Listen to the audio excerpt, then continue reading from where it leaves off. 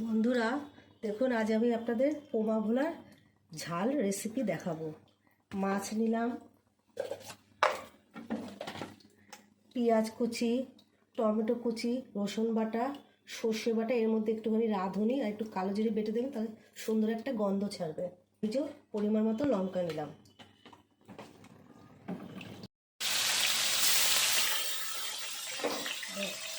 দেখুন আমার মাছটা ভাজাটা হয়ে গেল কমপ্লিট।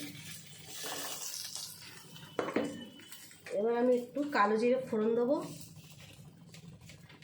পরিমাণ মতন, পেঁয়াজ কুচিটা দিলাম,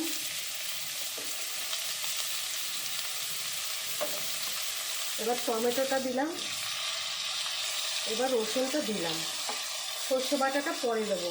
এখন এটা কষাবো।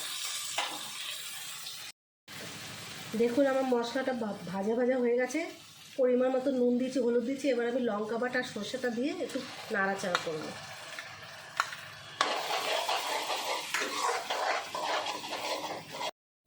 এবার সর্ষে বাটা পুরো দিয়ে দিলাম, এবার একটু হালকা করে কষিয়ে নেব। দেখুন আমার গ্রেভিটা হয়ে গেছে, এবার আমি পরিমাণ মতন জল দেবো। এবারে মাছগুলো ছেড়ে দেবো।